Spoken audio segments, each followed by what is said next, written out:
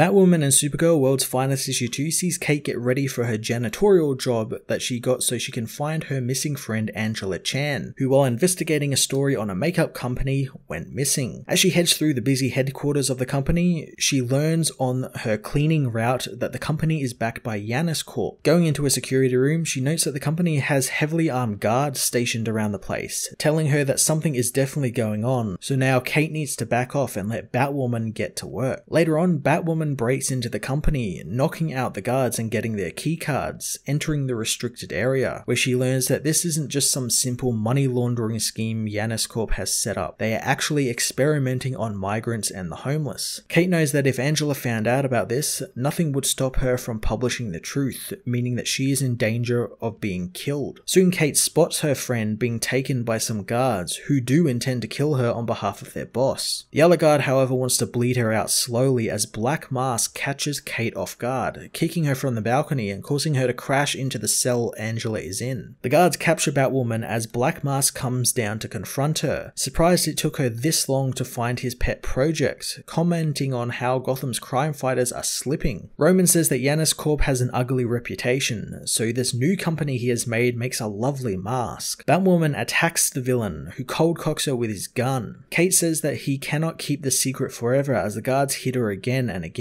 Black Mask says that there isn't a single person who works at this company that doesn't know what he's doing, and they aren't his lackeys like Kate thinks. They're just regular Americans who don't care since they aren't paragons of justice, and they only want to be home in time to watch The Bachelorette. Angela suddenly swings a chair at the guards, and before Black Mask can kill her, Batwoman stabs Roman in the foot with her batarang, knocking him out. Later, as emergency services flood the area to see to all the people, Kate knows that justice won't be served here since none of the staff will be charged and will all get off the hook. Angela, however, knows that there are a lot of good people who are just scared of the injustices that go unpunished, but she knows that there are also people who have the courage to stand up and lead the way. People like Batwoman who won't rest until justice is done. Across the country in National City, Kara Danvers is fired from her job at Catco, trying to explain to Cat Grant what happened to her destroyed office. However, Cat isn't interested. Upset, Kara couldn't keep her eye on the social media influencers in the office, saying she only had to keep them in the green room and look after them. She knows Kara was nowhere to be found during the incident, but she is glad that Supergirl was outside fighting a villain to distract the influencers, otherwise more damage would have been done. Kara wants to fix this, but Cat tells her bluntly that she is the worst intern she has ever had at Catco. Cat says that she cannot let Kara go without her knowing her performance was unsatisfactory and that multitasking seems so foreign to her, and that the only thing that Kara is reliable at being is late, and when she is there, it's as if her mind is elsewhere. Cat tells her that she can't think of a single action of Kara's that reassures her that she even cares about Catco and the work they do there for National City. Boxing up her things, Kara leaves Catco, told by Cat that maybe she should contact the Daily Planet reporter Clark Kent for some advice, since she's heard he always loves to be a mentor. Beginning to cry, Kara speeds to Metropolis and to the Daily Planet, where her cousin meets her on the roof. Kara tells him to go away since he wouldn't get it, but Clark joins her, wanting to know what's wrong. Kara talks about having her own science lab on Krypton, with her mother having to lock her out of the room so she wouldn't run experiments all night. She knows that times were simpler then and there was no Superman yet. Kal-El was just a baby and he wasn't the greatest hero in the world and most brilliant journalist ever. However, Clark says that Lois is the most brilliant journalist ever, apologizing to the annoyed Kara, telling her that he is listening. Kara says that there wasn't a legacy to live up to on Krypton and she wasn't forcing herself to fit in somewhere. It was just her and her lab and she was enough for herself. Sitting with his cousin on the Daily Planet globe, Clark asks Kara why she wanted to be a reporter, learning it was because Clark was one. Clark knows that's not what he asks, saying that he became a reporter because he wants to find the truth and he believes in people being a path to that truth. Kara disagrees, saying that she's seen humans are petty and selfish and destroy offices when left alone for too long, wondering how can that be Clark's truth. Clark says that they are, and just because journalism is his path doesn't mean it's the only path and everyone needs to find their own truth, so maybe it's time for her to seek out hers. Kara says that living in Superman's shadow is exhausting, but Clark says that Kara is entirely too radiant to ever be in his shadow, even if it feels like that to her, but she needs to remember that she has the power to step into the light. Kara does just that, heading to the Star Lab's job fair to begin the next chapter chapter of her life. Batwoman and Supergirl World's Finest issue 2 was an absolutely wonderful couple of stories that did a great job defining both Batwoman and Supergirl from their male counterparts. I enjoyed how Kate was all about her never-ending journey for justice, and it was really awesomely paired with the wonderful Supergirl story. And it's great to compare that Kate knows where she is and what she wants to do, whereas Kara is still kind of learning that. And honestly, Kara ditching the reporter life to become a Star Lab scientist sounds so damn cool and absolutely the right thing to do with a character that no one seems to really nail the premise for, instead just making her a female Clark Kent, which I never particularly liked all that much. I'm looking forward to seeing Kara's new path unfold throughout these issues, as well as hopefully both characters crossing over with one another again maybe next issue. I'm going to give this issue a 9 out of 10.